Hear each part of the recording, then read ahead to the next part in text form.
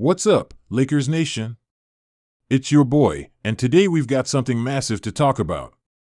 If you've been keeping up with the latest in the NBA, you probably saw the absolute masterclass put on by the Clippers last night. A Brooklyn blowout that left fans everywhere either speechless or in pure awe. But here's the real question: can the Lakers match this kind of performance? Or better yet, should we even be trying to replicate what our crosstown rivals just pulled off? Now, before we dive deep, make sure you hit that like button, subscribe, and turn on those notifications because we're breaking it all down today. From the Clippers' insane game to what it means for the Lakers moving forward, I've got you covered.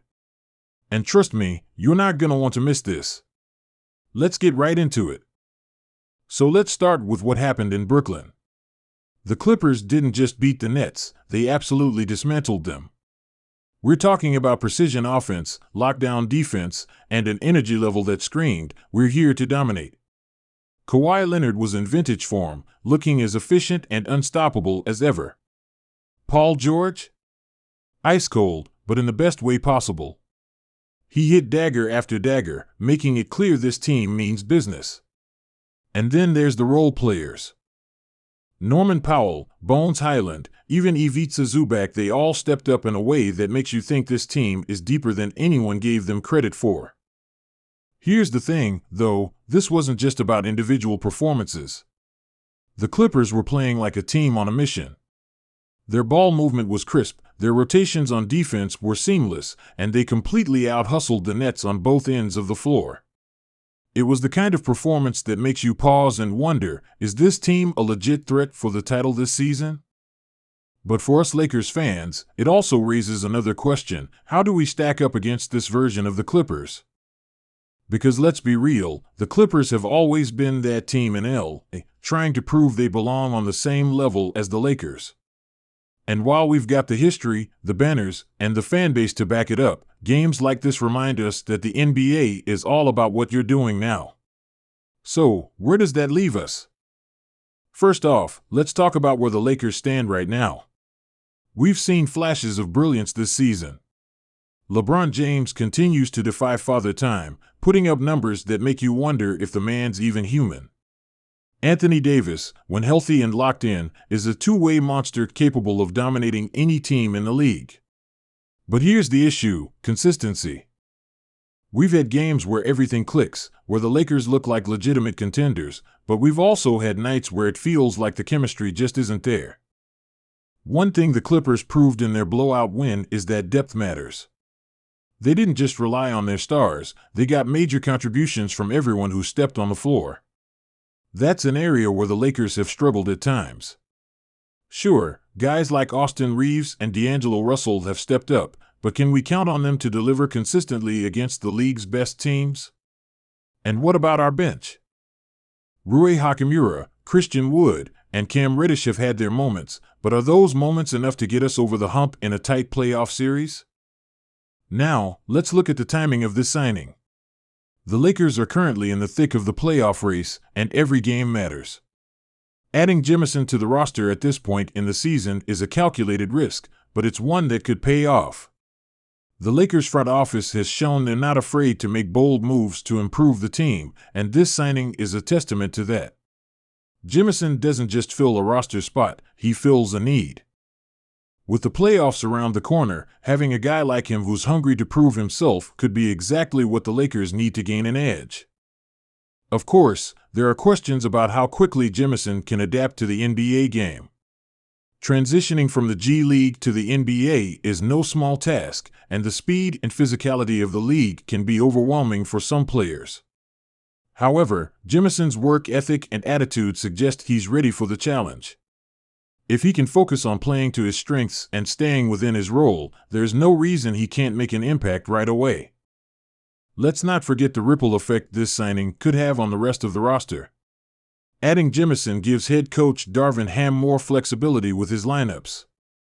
He can afford to rest AD more or experiment with different combinations without worrying about a drop-off in defensive intensity.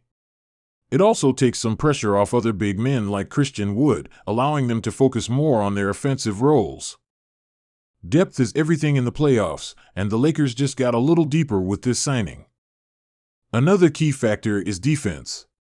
The Clippers put on a defensive clinic against the Nets, holding them to under 100 points in an era where scoring 120 is almost expected. They switched everything, contested every shot, and made life miserable for Brooklyn's stars. If the Lakers are going to compete with that kind of effort, it starts with AD anchoring the defense. When he's at his best, the Lakers are a top-tier defensive team. But we need more from everyone else.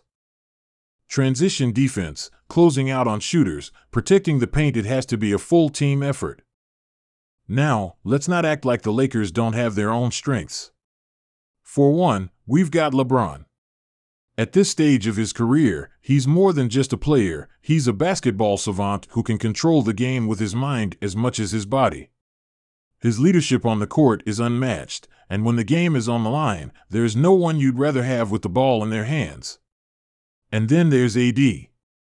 When he's aggressive and playing with that killer mentality, there's not a big man in the league who can stop him. The challenge is getting that version of AD consistently. But it's not just about the stars. If the Lakers are going to match what the Clippers did, it's going to take a collective effort. That means guys like Reeves, Russell, and Gabe Vincent have to play their roles to perfection. It means Darvin Ham needs to make the right adjustments and put the team in the best position to succeed.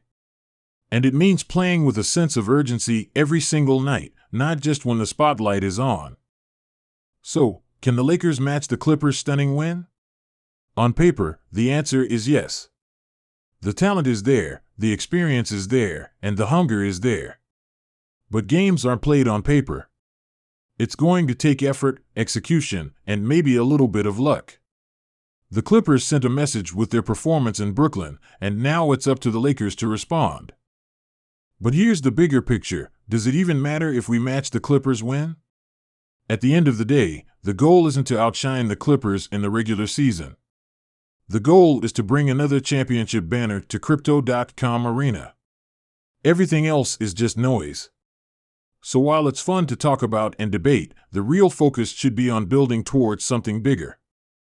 And let's not forget, the Clippers haven't exactly proven themselves in the postseason.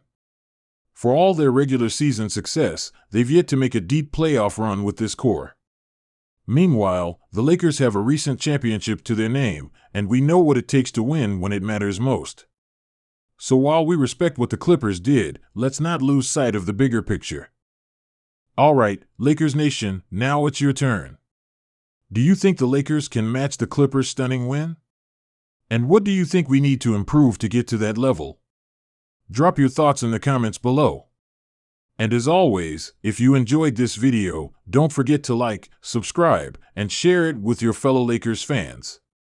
Let's keep the conversation going and, more importantly, let's keep the faith in our team.